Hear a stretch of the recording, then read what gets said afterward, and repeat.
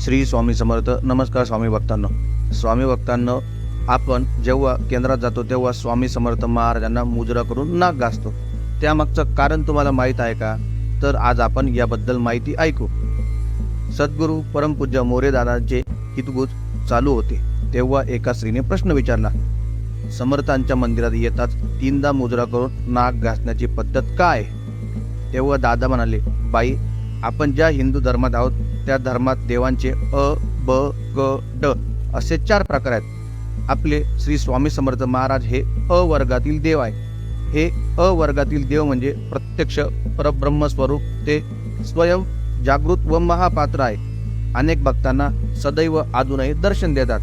त्यांच्या सर्व भक्तांनी त्यांना कलियुगाचे अधिष्ठाते, राजाधिराज, योगीराज असे म्हटले आहे आणि योग्याचा राजा असेही म्हटले आहे. तुम्ही हात पाय धुवून औदुंबराला प्रदक्षिणा घालतात व नंतर महाराजांकडे येतात तेव्हा तुम्ही शुद्ध मनाने येत असतात. मुद्रा आणि नमस्कार दोन्ही शुद्ध आहेत, परंतु महाराज राजाधिराज योगीराज आहे. राजांना हात जोडणे उद्धटपणा ठरणार नाही का? म्हणून महाराजांना मुजरा करून नाक घासावे. नाक घासणे म्हणजे परब्रह्माला पूर्णपणे शरण जाणे होय. आणि स्वामी भक्तांनो, या व्यतिरिक्त आपण नित्यसेवा का करायची? कारण नित्यसेवा म्हणजे स्वामी समर्थ महाराज आणि त्या सेवेकऱ्याला जोडणारा धागा आहे. त्यामुळे आपण नित्यसेवा केली तर आपण स्वामी समर्थ महाराजांचे अधिकृत सेवेकरी होतो.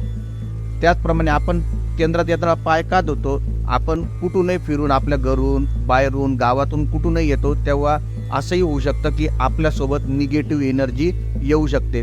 जेव्हा आपण हातपाय धुवून केंद्रात जातो तेव्हा ती निगेटिव्ह एनर्जी बाहेरच राहते.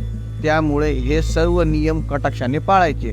स्वामी भक्तांनो, सदरची व्हिडिओ तुम्हाला कशी वाटली हे तुम्ही कमेंट करून सांगा. स्वामी माझे सोबती 1990 हे यूट्यूब चॅनल लाईक करा, शेअर करा, सबस्क्राईब करा. धन्यवाद. श्री स्वामी समर्थ.